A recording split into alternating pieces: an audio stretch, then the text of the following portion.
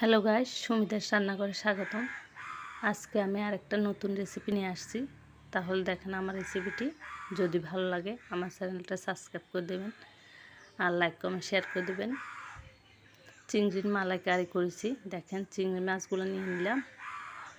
এর মধ্যে আমি চিংড়ি মাছগুলোর মধ্যে হলুদ লবণ মেখে একটু ভালোভাবে ভেজে নেব।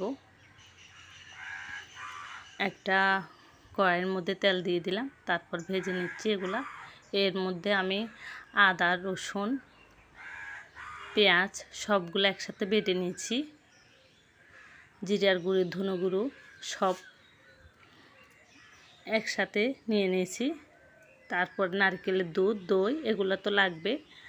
তারপর কাঁচামরিচ, ধনিয়া পাতা এর মধ্যে দিয়ে দিলাম।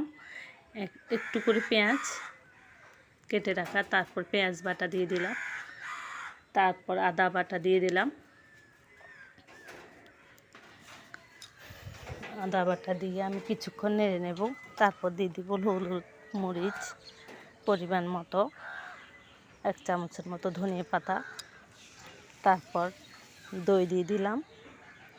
তারপরে এর মধ্যে নারকেলের দুধ দিয়ে দিলাম 1 কাপ। একটু নেড়ে ছেড়ে তারপরে দেখেন আমি মাছ দিয়ে দিয়েছি। এর মধ্যে আমি কোনো জল অ্যাড করব না। এর মধ্যে হালকা চিনি দিয়ে দিলাম। আমি টক দই দিয়েছি যেহেতু। তারপর কিছুক্ষণ রেখে দেখেন নামিয়ে ফেলবো। এই তো আমার হয়ে গেছে চিংড়ির মালাইকারি। আপনারা এইভাবে করে দেখবেন। তারপর নামিয়ে আমি ধনে পাতা ছিটিয়ে পরিবেশন করব। এই তো হয়ে গেছে।